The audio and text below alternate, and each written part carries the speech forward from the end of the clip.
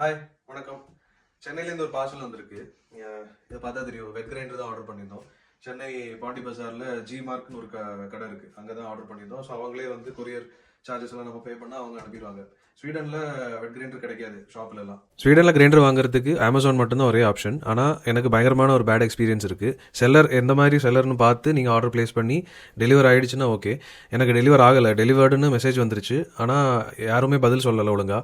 அமேசானும் ப்ராப்பராக பதில் சொல்லலை. 4-5 மாதமாக அவங்களோட போராட்டமாக தான் இருக்குது. அதனால் அந்த அமேசான் ஸ்வீடனோட ஆர்டர் நான் கேன்சல் பண்ணிட்டேன். அதுக்கப்புறம் பாண்டி பஜாரில் இந்த ஜி மார்க் அப்ளையன்சஸில் கால் பண்ணி ஆர்டர் ப்ளேஸ் பண்ணிட்டேன். இந்த ஜி மார்க்லேருந்தே ஒரு கொரியர் கம்பெனியோட காண்டாக்ட் டீட்டெயில்ஸ் கொடுத்துருந்தாங்க. அவங்க சூப்பராக பேக் பண்ணி எந்த டேமேஜும் இல்லாமல் 3 நாளில் எனக்கு டெலிவர் ஆகிடுச்சு. இந்த மாதிரி பிரச்சனைலாம் அவாய்ட் பண்ணணும்னா ஊர்லேருந்து வரும்போதே ஒரு கிரைண்டர் வாங்கி பக்காவாக பேக் பண்ணி எடுத்துகிட்டு வரது பெட்டர். போஸ்ட்ல எல்லாம் அனுப்புனீங்கன்னா நிறைய டேமேஜ் ஆகிறதுக்கு சான்சஸ் இருக்குது.